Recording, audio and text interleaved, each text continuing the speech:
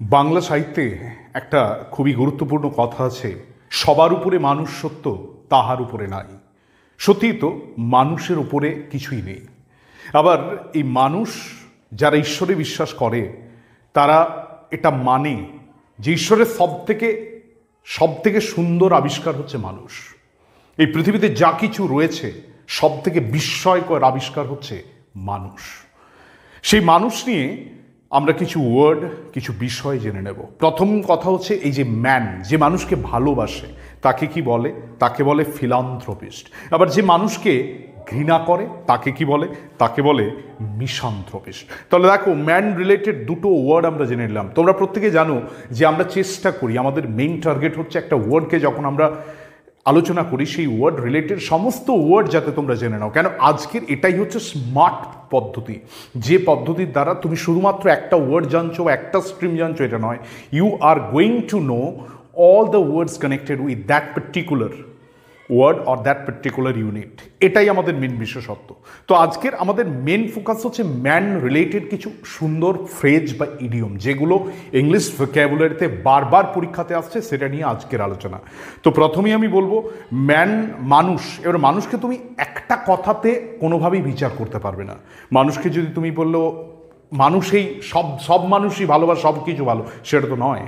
মানুষ এমনও রূপ দেখায় যেটা দানব দৈত্যের চেয়েও ভয়ানক। আবার সব মানুষকে খারাপ বলাও তো সম্ভব নয়, কারণ মানুষই ঈশ্বর। এমন তুমি মানুষের রূপ দেখবে যেটা ঈশ্বরের থেকে কোনো অংশে কম নয়। তাহলে এই মানুষকে নিয়ে এক কথায় বলা যাবে না। যেমন প্রতিটা প্রাণী একটা সিম্বলাইজ করে, যে কোনো অ্যানিমাল দেখো তার একটা সিম্বলাইজেশন আছে, বাট মানুষকে এইরকমভাবে সিম্বলাইজ করা সম্ভব নয়। তাই আমরা মোটামুটি একটা সামগ্রিকভাবে ম্যান রিলেটেড যে ইডিয়মস অ্যান্ড ফ্রেজ আছে সেটা নিয়ে আজকের আলোচনা। প্রথমেই বলবো যেটা আছে man of words. Man of words মানে কি?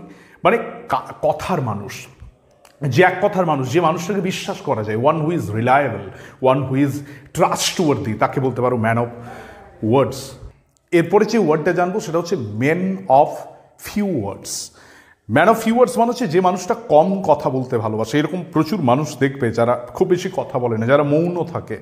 আমরা অনেক সময় সেটাকে আমি খুব গল্পের ছলে জোকস ওয়েতে যদি বলতে চাই, একটু লঘুভাবে যদি বলতে চাই, আগে আমাদের সময় স্কুলের যে হেড স্যাররা ছিলেন তারা তারা তারা খুব রাগী হতেন, হয় না? তারা খুব বেশি কথা বলতেন। আমি কখনো হাসতে দেখিনি আমার যে স্কুলের হেড স্যার ছিলেন। হ্যাঁ, আমি এটাই বলছি, এটা হচ্ছে man of few words. Next হচ্ছে ম্যান অফ পার্টস বা রেনেসা, যেটা হচ্ছে ম্যান অফ পার্টস। রেনেসা স্পেলিংটা খুব ইম্পর্টেন্ট, RENAISSANC, মনে রাখবে, এটাও কিন্তু পরীক্ষাতে আসে। ম্যান অফ পার্টস বা রেনেসা মানে হচ্ছে যে ভার্সেটাইল, যে বহুমুখী প্রতিভার অধিকার। এরকম অনেকেই তোমাদের মধ্যে অনেকেই রয়েছে যারা গান করতে পারে, যারা ছবি আঁকতে পারে, যারা লেখাপড়াতেও ভালো, আবার বিভিন্ন স্পোর্টসের সাথে তারা কানেক্টেড। এই যে ডিফারেন্ট টাইপস অফ বিভিন্ন ফিল্ডের সাথে যুক্ত, তাদেরকে বলে ভার্সেটাইল। হ্যাঁ, ম্যান অফ পার্টস বা ম্যান অফ রেনেসা মানে হচ্ছে ভার্সেটাইল। নেক্সট হচ্ছে ম্যান ইন দ্য স্ট্রিট, রাস্তার মানুষ। তুমি রাস্তায় কাকে দেখবে? রাস্তায় সাধারণ মানুষকে দেখবে, আমাদের মতো সাধারণ মানুষ, যাদের কোনো আলাদা করে কোনো পরিচয় নেই। আমরা জনতা, আমরা ভিড়। হ্যাঁ, man of street, man in the street মানে হচ্ছে অর্ডিনারি বা কমন ম্যান। নেক্সট যেটা রয়েছে ম্যান অফ লেটার্স, খুব ইম্পর্ট্যান্ট। অনেকেই কীভাবে ম্যান অফ লেটার মানে কি? ম্যান অফ লেটার মানে তো চিঠি। তাহলে ম্যান অফ লেটার তাহলে কি পোস্টমাস্টার, পিয়ন? না, ম্যান অফ লেটার মানে হচ্ছে স্কলার বা ইরুডাইট, যে পণ্ডিত লোক, বিদগ্ধ, যে অক্ষর জ্ঞান সম্পন্ন মানুষ, তাকে বলে ম্যান অফ লেটার বা ইরুডাইট, স্কলার, এদেরকে বলে। নেক্সট হচ্ছে ম্যান অফ সাবস্টেন্স, মানে পদার্থ। সাবস্টেন্স মানে তো আমরা সবাই জানি পদার্থ। এটা মানে হচ্ছে যে ওয়েলদি, যে প্রচুর টাকা পয়সা। আমরা দেখলাম আমাদের ভারতবর্ষে ধনকুবের কয়েক মাস আগেই দেখলাম একটা বিশাল বড় বিয়ে বাড়ি হলো।